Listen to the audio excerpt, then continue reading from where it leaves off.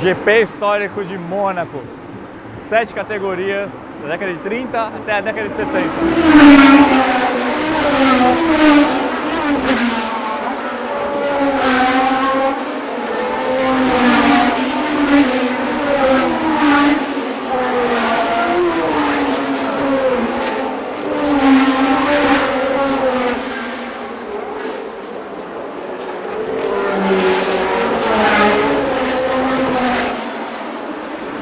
O que vocês acabaram de ver é Roberto Pupo Moreno liderando o grupo E com o Lola T370. Largou na segunda posição, fez um tempo excelente, que ele mesmo comparou ao tempo que ele fez com o carro de 1992, o Andrea Moda.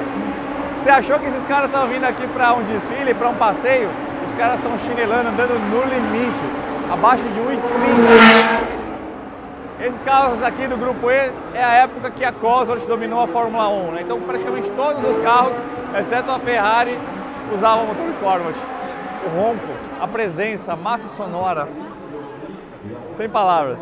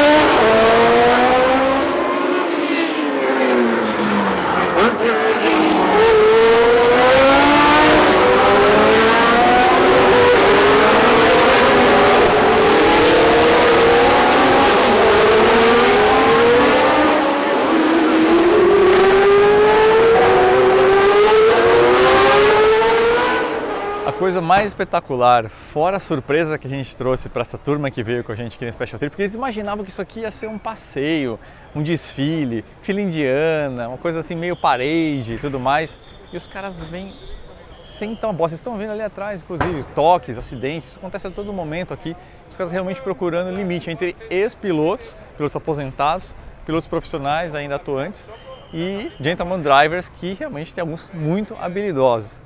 Outra coisa que é muito legal é a oportunidade de você ver e ouvir esses carros históricos desde o fim da década de 20 até o meio da década de 80 em ação. Você vê configurações completamente diferentes de veículos e você consegue entender o quanto que a Fórmula 1 evoluiu, mas uma coisa tem em comum em todos esses veículos de todas essas eras, que são roncos espetaculares.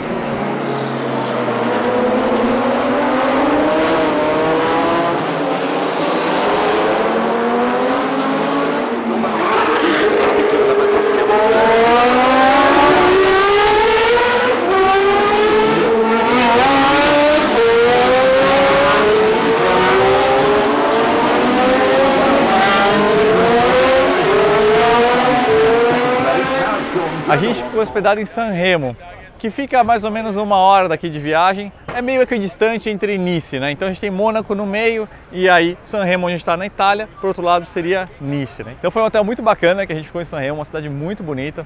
Então a gente experimentou um pouquinho da culinária ali da região, né? A gente fez um passeio noturno, foi muito legal. E aí quando a gente veio para cá foi aquele choque de experiência já no treino. No treino a gente ficou ali na curva que dá acesso, que é a curva da tabacaria, né? Ela tem esse nome justamente porque tem uma tabacaria justamente atrás ali da curva, né? Não aparece aí para boa parte das pessoas, mas ela está ali. E é uma curva de média velocidade, e foi muito legal você ver os carros entrando na curva, né? E aí aqui é onde a gente assistiu a corrida, que é justamente a saída da piscina, a curva do Leclerc, né? Onde ele bateu quando ele já tinha a pole position, se não me engano faz 1 ou 2 anos, ele bateu na primeira perna aqui, perdeu a suspensão dianteira e se esborrachou naquele guarda-reio ali atrás, né? A primeira corrida envolveu os carros do meio para o fim dos anos 20 até o fim dos anos 30, o que eles chamam de pré-guerra, e os voaturettes, que eram os carros pequenos, que na verdade foi o conceito que deu origem à Fórmula 1.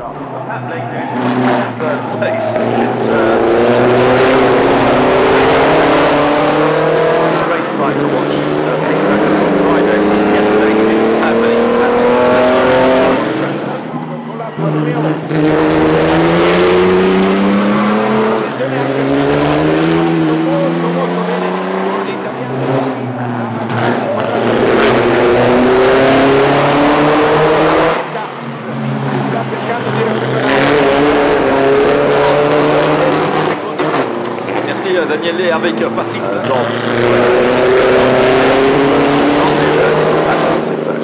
Uma categoria que nasceu meio que uma reação à dominância dos carros dos Grand Prix, né? Que eram dominados basicamente pelos Auto Union e Mercedes, apesar do Tadzio Nuvolari, só o Alfa Romeo ali tentar combater esses caras, né? A Alfa Romeo fez alguns carros que a gente viu, inclusive no vídeo do museu, né? Com 2 motores, justamente para tentar combater esses caras.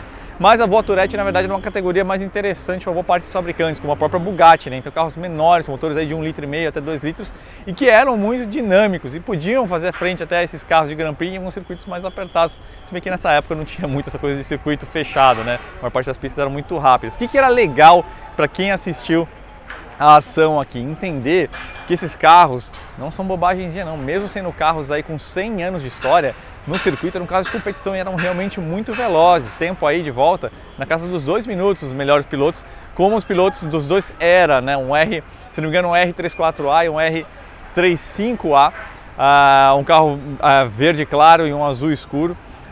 Disputaram muito, foi muito legal, mas um retardatário ali na Sandevaux acabou atrapalhando a vida de um deles e aí acabou desclassificando, inclusive danificou um dos carros. Mas foi uma coisa de arrepiar, assim, a reação da galera que estava com a gente, falou, meu, eu não esperava, esses carros andam demais.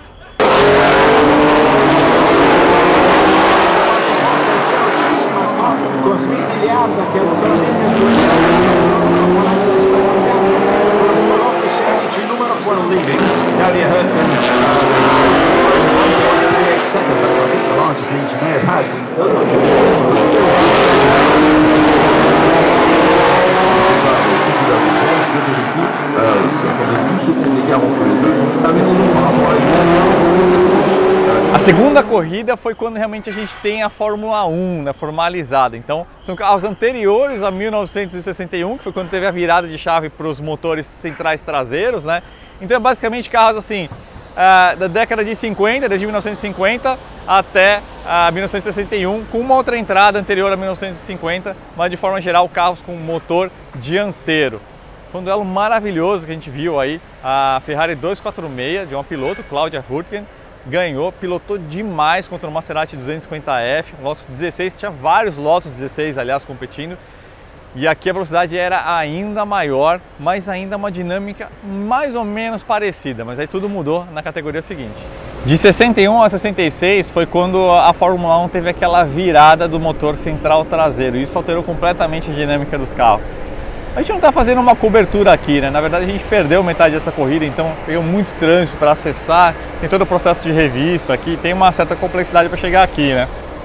Então, dessa primeira bateria a gente não conseguiu ter imagens, mas a gente pegou o finalzinho e já deu para ver que a tocada do carro mudou completamente, né? Os carros, eles escorregavam de lado, mas tracionavam muito mais, então a velocidade de curva aumentou muito, a bitola dos carros também cresceu.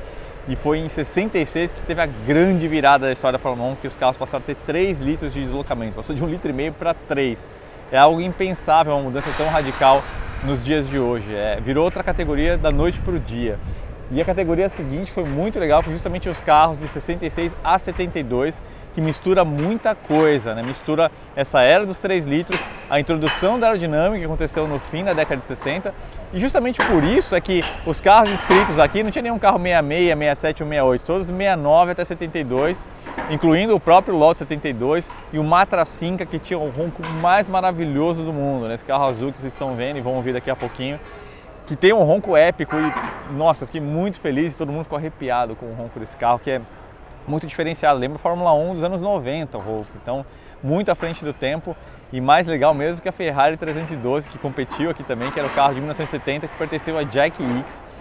Foi uma corrida espetacular e aí o desempenho desses carros, sim, aí a gente chegou num nível já muito sério, porque nessa época também, nessa viradinha para a década de 70, foram introduzidos os pneus slick, então a dinâmica e a velocidade dos carros mudou assombrosamente. Acabou aquela coisa charmosinha do carro escorregar de lado muito, eles escorregavam ainda, mas o nível de velocidade que carregava dentro da curva aqui diante dos nossos olhos era uma loucura.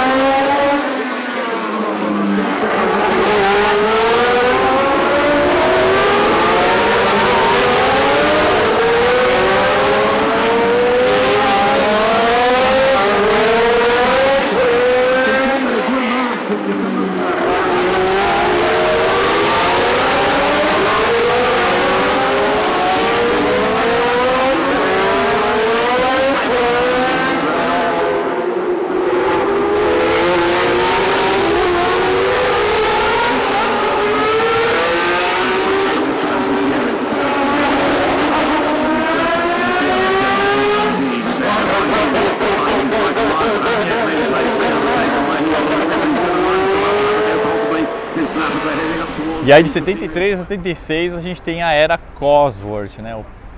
Que está se aproximando do pico da era Cosworth e o ronco dos carros cresceu de forma assombrosa, né? Na verdade, desde 67 a Cosworth realmente começou a dominar a Fórmula 1, mas a cada ano que passava os carros ganhavam quase 1000 RPM de alcance, então a massa sonora desses carros é algo absurdo. Aliás, uma correção, né?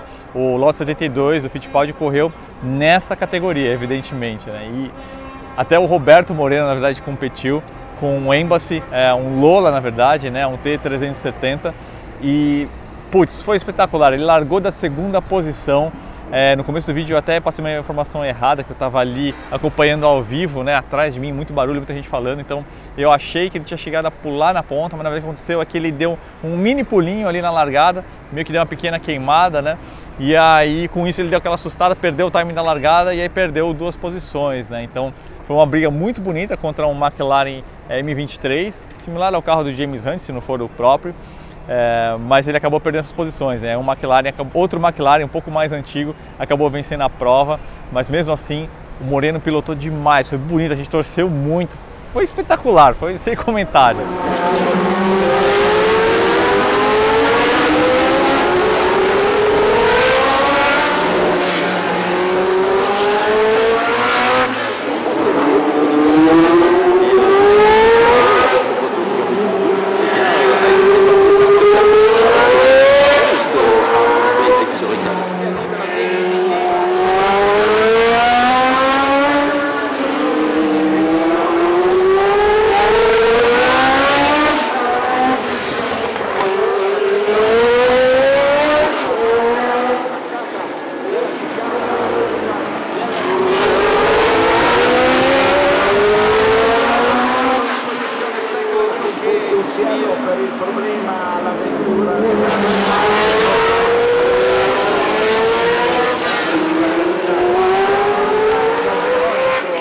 E aí de 1977 a 1980 a gente tem a categoria que introduziu a era do efeito solo. E aí sim é a dominância completa dos Cosworth. Os carros muito velozes. Tudo bem, no circuito como o Mônaco não teve tanta diferença de velocidade de curva em relação à categoria imediatamente anterior, mas foi algo lindo de ver. Aí tinha vários Lotus Williams, né? Carros muito rápidos, e também os carros da Copersucar. Inclusive, um Copersucar estava largando na primeira posição, um F5A, mas também tinha um F6A e um F7. Então, 3 carros de diferentes eras da Copersucar participando aqui. Foi algo muito bonito de ver, mas uma pena que o carro que estava na pole position tinha enorme chance de vencer e que tinha um dos roncos mais bonitos, porque embora fosse Cotworth, sistemas de escapes diferentes, mapas diferentes, era o ronco mais afinado, os roncos mais bonitos do dia, mas infelizmente esse carro acabou não participando. Mas putz, foi espetacular, novamente, poder ver esses carros da era do efeito solo andando aqui, putz, algo inesquecível.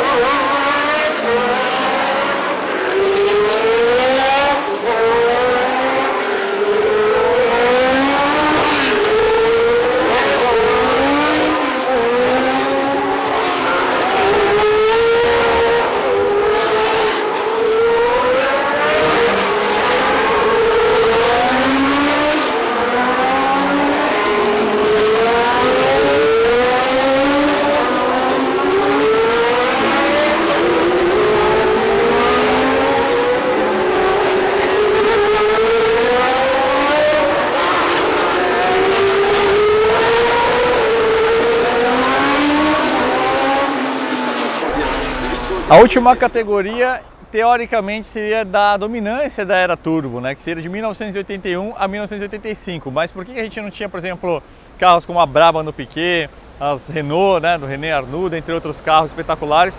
Porque aqui eles se focaram em homenagear o fim da era aspirada da Fórmula 1.